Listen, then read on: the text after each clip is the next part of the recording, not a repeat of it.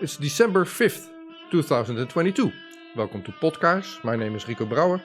My guest is returning guest Teun van Sambeek in part 3 of a talk about 1 coin hour. 1 coin per hour. Podcast is a pot with candle conversations that shed light, provide hope, hopefully. Where's my camera? There you go.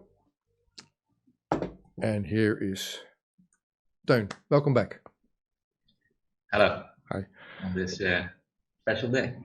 Special day. Oh yeah, for us, we're Dutch, so it's Sinterklaas, Santa Claus, but then a couple of weeks early.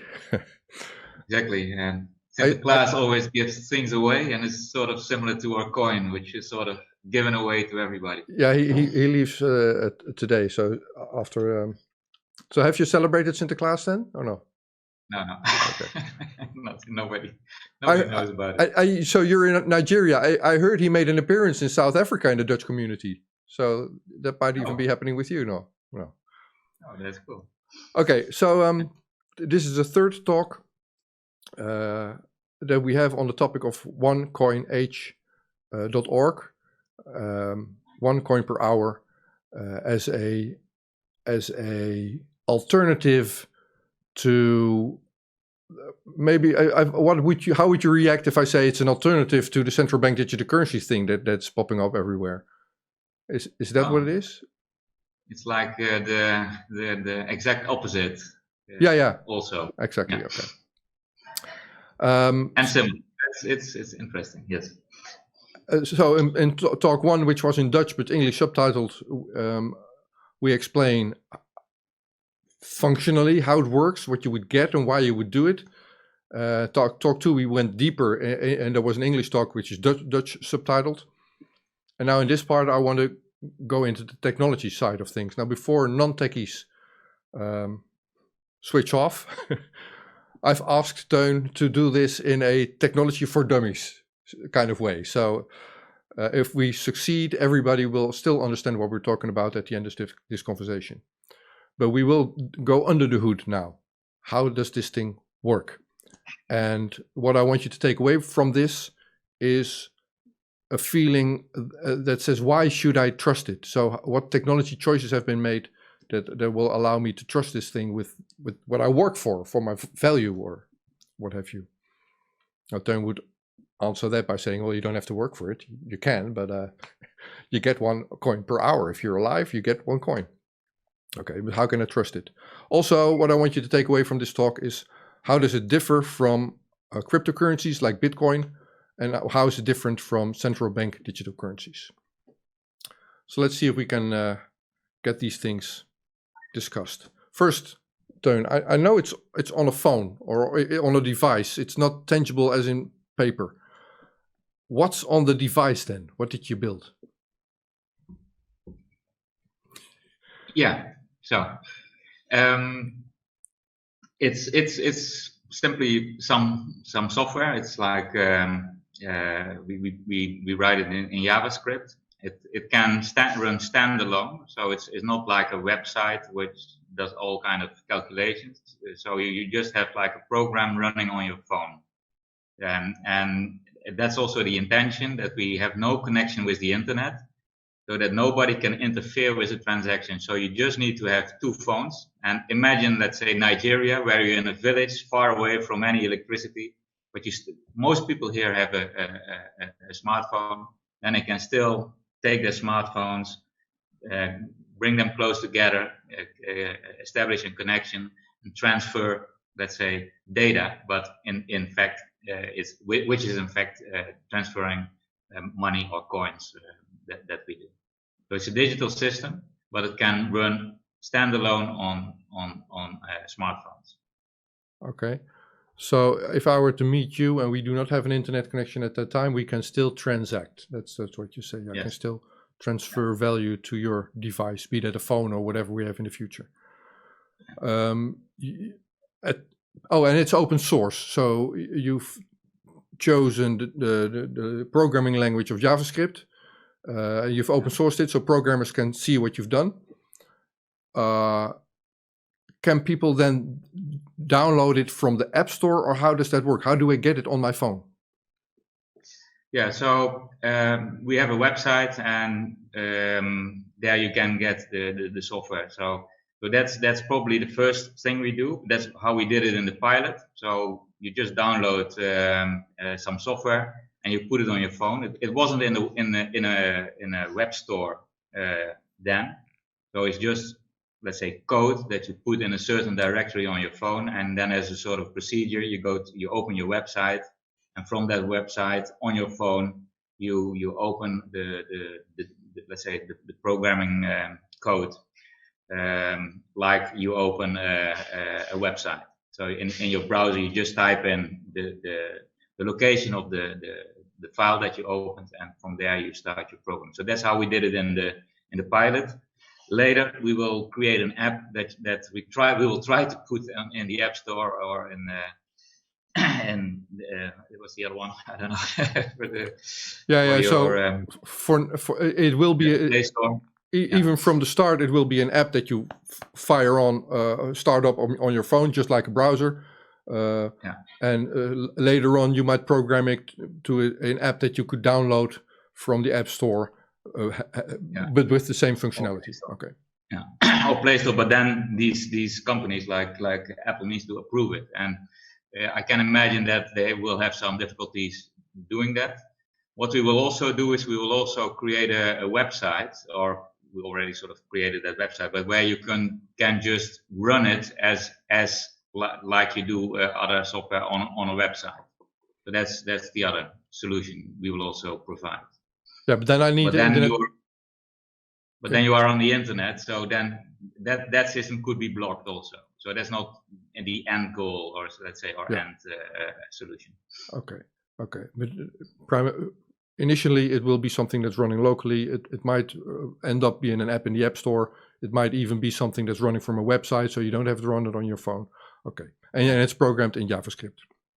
Thank you. Exactly. Okay, then let's compare the OneCoin system to what people might have heard of or looked at before, both Bitcoin or other cryptocurrencies and central bank digital currency, and what the technology under that. Now, if I would start it off, when I played with Bitcoin, first thing I learned was, and you can do that on your phone. So if you want to do Bitcoin on your phone, just to stay close to your solution so you can compare it later on, I would download software, install software, and I would first create a private key, a key that only I know, only my device knows. It's a very secure private thing. You don't want to share it. If you share it, you lose your money. And with that private key comes a public key that I would share and communicate to others. That's the crypto part of the cryptocurrency. How does that compare to what you're doing? Does that involve private public key infrastructure? So the big difference with cryptocurrencies is that let's say OneCoin is not a cryptocurrency. So we don't encrypt anything. Let's say in our previous podcast we explained why we don't do it. It's in very short. It's because, let's say, you want to connect your identity to one income stream, and if you encrypt that, there's no way to check, let's say, decentralized, if people are not committing fraud, because when everything is encrypted, you can't check anything. So what we say is we can't encrypt anything. So that means that everything we do, all our data will be fully public. So everybody can see everything else from anybody else. And we do that to create money. Yeah? So that's our main goal, that money will be created. And that's why we think it's sort of, we can allow this to happen, that I think people will appreciate that solution in the end. But with us, everything is open. So we don't use any encryption. So you don't have an identity that is encrypted, or and also because we think that encryption will, let's say, keeping your private key safe will be a massive issue in the future, especially for people that are not technical savvy. They can easily be scammed out of their private key and then lose all their money. which will be a very big problem. Okay. I understand that you have solved the problem that arises if you don't encrypt trust and identity on another way. We'll get to that later on in this conversation. Now, when I said in Bitcoin you have this private key and a public key, the public key being sort of like your home address, like you can share that to others, or your bank account number. If you want people to give you money, you give them the bank account number, and then they can send you funds. That would be your public key equivalent in Bitcoin. However, we don't use the private key or the public key or transactions that we do. We exchange hashes based on them. And that part, the hashing part, is being used. What can you tell us about how hashing is a part of your solution? We talked public and private key as it being used in cryptocurrencies like Bitcoin, and that key is way big. But what I didn't mention is that we're actually not using the big long public key to identify ourselves or to show our address. We're using hashes based on that key.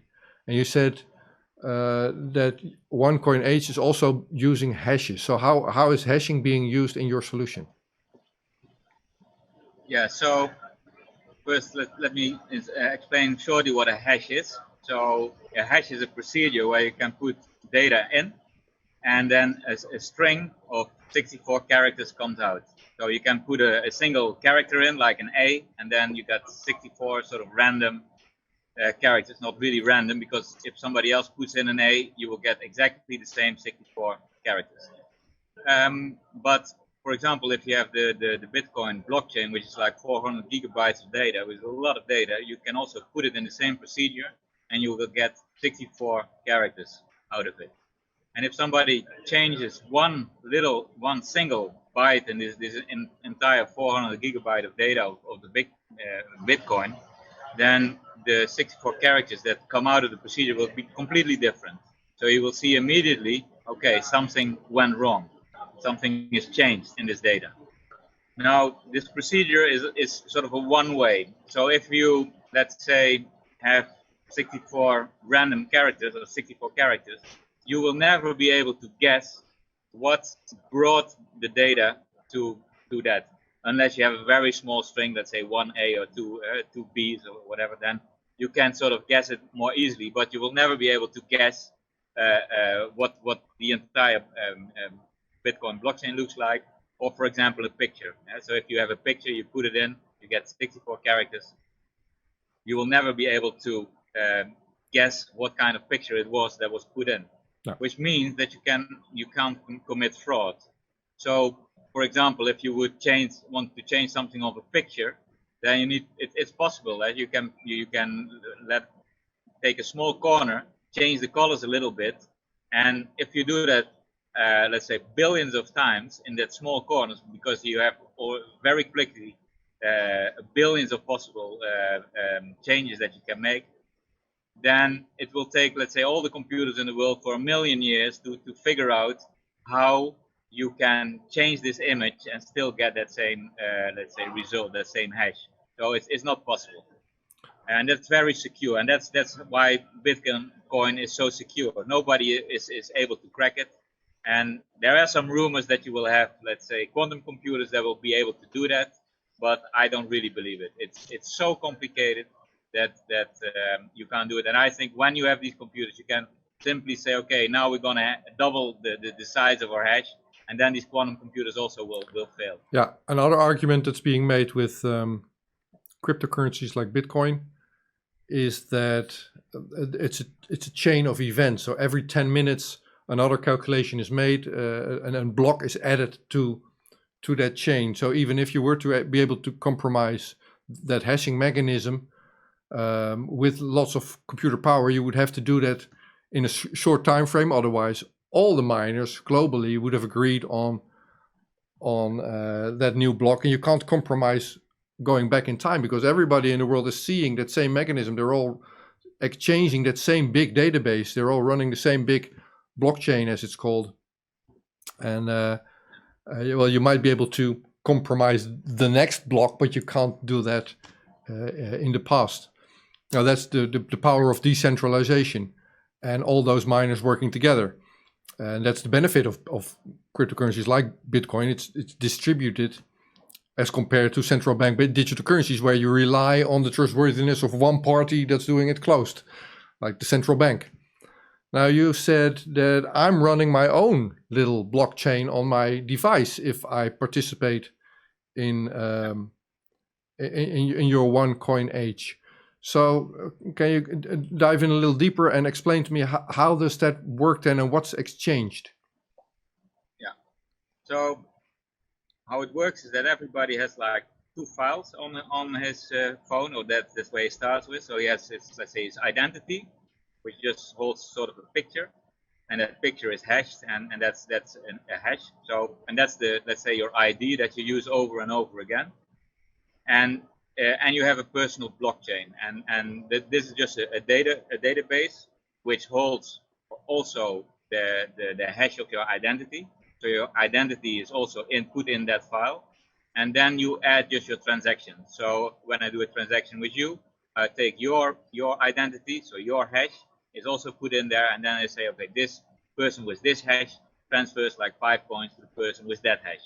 And then, so you add a little bit of data, then you hash it, because you don't want anybody else to change it in the future. So you hash that data and you exchange it. So you get my, let's say, little database, and I get your database, because in your database, it's also said that you receive these 5 points from me. So it's also changed. So you add that data to yours, you hash it again, and we exchange these files. So that's basically how it works. And you do that with everybody you transact with. And you also get the blockchains the other person collected. So that you can check if, let's say, the transactions that he did were correct. Yeah? So you very fast collect a lot of blockchains from each other. But because you don't do so many transactions in a year, and a lot of these let's say blockchains are from the same person, so you can replace them with the newer ones. You don't need to copy the entire history. You just take the let's say the added transactions plus the blockchain. So that's what you start collecting. So let's say after a year you have like 1,000 blockchains collected from different people, or perhaps 10,000. Well, every blockchain is about after a year, it's like 1 megabyte. So perhaps you collected 1,000 of them. So then you have, let's say, 1 gigabyte of data on your phone collected. And that's sort of how it works. But this data it consists of all kinds of transactions. So there are millions of transactions in all these blockchains that you have collected. And then the software, let's say the OneCoin, the OneCoin H software, will compare all these blockchains with each other to see if there's fraud going on. And because it's so much data and it's all, let's say, webbed into each other very closely, you will be able to see very quickly if there's some fraud. And these hashes are very, let's say, useful for that, because you just need to look at a hash and look at a hash that is in another blockchain, and then you can see, okay, this fits. So they use the same history. So you don't need to go through all the history, but you just need to compare these hashes, and then you can see if there has been some fraud. Okay, but if I transact with you, I buy something from you, we exchange blockchains. I receive your copy of your current blockchain and your identity. What's to prevent me from impersonating you and stealing your coins then? Yeah, so what will happen is that normally you have a small community where you work in. So there are, let's say, many people around you that know you, and you very quickly build up, let's say, all these you collect these blockchains of these people. So they are the people that sort of keep you in check. Now, if you start to commit fraud, then what will happen is that the people around you will notice it, because you will. So what you see is that the same person has like 2 different blockchains. So there is a strain that goes there, which is hashed with that hash, and there is a mismatch. And what happens then is that that person immediately loses trust. So people around you will say, okay, what's going on? And they will say, yeah, but that's not me. So somebody is impersonating me. And then it's about your community, the people around you, that need to say, okay, then we don't trust that blockchain. So we throw it out. So the person that tries to do something with it is sort of thrown out. And the coins that are created by that person are not accepted by your community anymore. So basically what happens is that if you commit fraud or somebody else commits fraud, then it's your community, your people around you that will decide, okay, we throw out this one and we keep that one, which is different than Bitcoin, because Bitcoin is with Bitcoin, it's like all these miners that keep everybody in check. And this massive, let's say, calculation procedure that's going on to see if everything is valid. In our case, it's different because let's say you collect all these small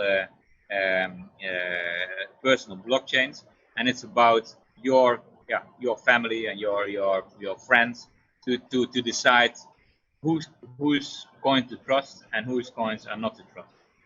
Yeah, so then when I first start, if I would install it today and I would acquire my first coin, then I would not have a network of peers that are trusting me. So making that first transaction, I would need to do that with people say, I know you. Yeah, I want to do this with you. And then I would slowly grow my network of trust, and I would take that to the bakery and he would say, okay, yeah, you're trustworthy. And he would sell me his bread. That would be how it works. Because the baker already sold bread to your brother and to your mother, and you know, so that gives him another level of trust, and your app will show it. So your app will, so the app of the baker will say, okay, this guy should be trusted because we see this and this and this, and he probably will also say, okay, so you're related to, because he probably sees, okay, another Brouwer in his list, so he can see what your connections are.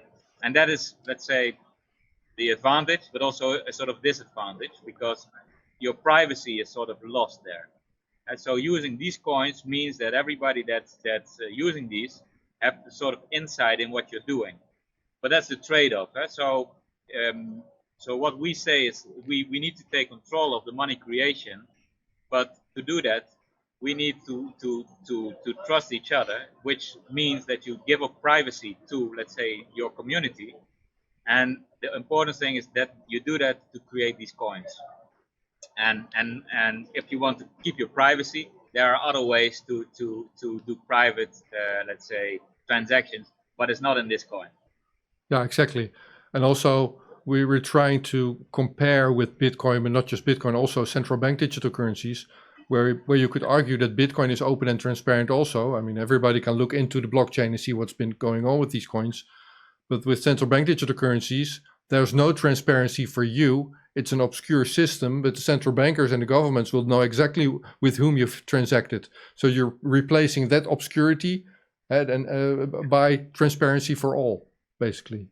Yeah, and this obscurity is so bad that we even don't know if it's a blockchain at all. If it's or we have no clue. So it's We're not just transacting with the local bakery or your bicycle repair shop or what have you. We're also purchasing and transacting on the internet. So how is identity assessed then with the web shop, for instance? Yeah. So the web shop is sort of the last transaction in order of building trust, because that these so when you have a web shop, you really don't know who these people are normally. So what will happen is that a web shop, it will be the same for the web shop. So the guy that builds the web shop is also, he will transact with his peers first. Then this web shop start growing, and he start to collect a lot of data, a lot of personal blockchains. Also first from his own local community, but later he wants to get that across, let's say, the country, because he is shipping his products through an entire country. So now in that case, he needs to have quite a big base of information. But if you have like 100 people already in your let's say database of transactions, there is something that is called, let's say, the 7 steps to meet everybody in the world. So in 7 steps, you can reach sort of everybody in the world, because I know you, you knew that person. So let's say in 7 steps, we can reach the president of the United States, for example, or some let's say some Indian in the Amazon. And our system is also a bit like that. So if you collect some data, you very quickly you will be able to check everybody in your country, because in your data probably everybody already is there one way or another, and so that mountain of trust, as I call it, will build very fast, and then also this web shop will be able to assess if a person is trustworthy. Then already with, let's say, our software and or decentralized open source software. But what I also expect is the internet will not go away, so we will probably have let's say also a fair internet, and on that internet there will be sites that also collect all these data and do checks on them. So do let's say checks if these blockchains just are let's say connected to each other in a proper way, and will also, let's say, give advice. So as a web shop owner, you can go to a website probably, and that website and bring a hash, let's say an identity hash to that website, and then the website will say, okay, we can trust this person because he already did like hundreds of transactions for over years. So there's no way, let's say, there's no reason to believe that this guy is a scammer. Okay, cool. So it's open source software, meaning every programmer can see what you've done. And the flip side of that is you can work with you, perhaps. Are you looking for people to join in? What are you looking for building? And where can people that know how to program join? Yeah, so what we're doing currently is to transfer the pilot software, which was just JavaScript software that run isolated on your phone. We are now, let's say, updating that on a GitLab website. And a GitLab website is, let's say, set up in a way that it's open source. So everybody all developers can join in, can download the software, can advise, let's say, give an advice, okay, I should, let's say, add this part or that part, or change this part or that part. And then the people that, let's say, control the GitLab, they can decide, okay, we tested this is proper, and we add it to the software. And everybody else that goes to that GitLab site can see what is done and react to that. If they say it's not proper or not smart to do it like that, then you get a reaction. So, but that's how these sites. You have GitHub, but we do it on GitLab, which is a different one, because it's also open source and it's not owned by some big tech company. So that's why we chose for GitLab. So JavaScript developers can go there. If you want to find it, just go to our onecoinage.org website, and then you will see on the homepage already where to find this GitLab page, or you can scroll down entirely to the website, and in the let's say in the footer you can also find where this GitLab website is. And we're looking for as many as possible, you know. So the more people join it, the more eyes you have on the software, so the better it will get, and the faster it will finish. Okay. At what point will I be, as a user, be able to put it on my phone and see how it works? And what do I get? Do I have to wait for an hour to get a coin, or what do I get when I start using this? Yeah. So probably the first thing that will run I expect is a web-based version. So it's not an app that you go at, so that you download through the App Store or to the Play Store, but it will just be a website where you already can start looking at it, and which will create a file on your phone. So your personal blockchain will be put on your phone, but the software will run from a website. I think that is the easiest thing for us to achieve in a very short period of time. So that will probably be first. Then the next step will be, I think, and I hope that it will be ready in, let's say, 1 or 2 months, Then the next step will be a proper, let's say, app that can run from the browser on your phone, which is still not downloadable from the App Store or the Play Store. I think that will be probably 2 to 3 months after that. So let's say March, April. And then if we can get to the App Store or the Play Store, that just depends on let's say, if we are, how we are vouched there. Because I can imagine that the people that own, that they say these platforms are not really willing to bring our initiative on their stores, because we are a threat to their owners. They're developing their own currencies and their own payment system. However, the way to discredit you, and then we're wrapping up here, the way to discredit you would be attacking you on your trustworthiness. Like, yeah, but the encryption can be compromised, or the private key that you're running, it may not be secure on the phone, but you're not even using that. So there is no... We don't use them, so that would be not very useful. Exactly. And you know, it's your own community that just let's say, those are the one that will see ultimately if it works.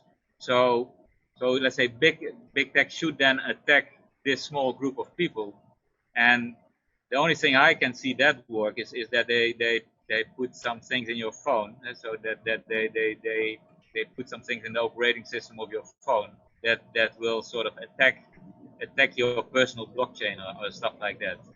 But that will be probably very easy to detect if something like that happens. And but it could be ultimately that we just abandon phones and that we make a sort of our own device. So we talked about the P, or what's the name of the strawberry? Raspberry Pi. Strawberry. Okay. Huh? Yeah, the Raspberry yeah. Pi. Okay. Okay, let's wrap it up there, and maybe we continue this talk in a couple of months when you have something up and running. I encourage every programmer that's interested to check out what they've been doing at onecoinh.org. Okay. Thank you very much. Thank you, Teun.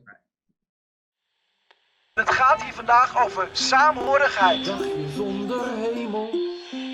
Dus de liegt niet. Normaal maken is nog niet normaal. Alleen Every nation maar blauwe in lucht. every region now has a decision to make.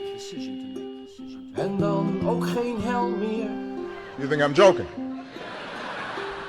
Predator Dat drones. is best makkelijk. You will never see it coming.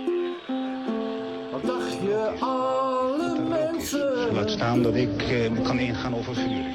bezig met vandaag.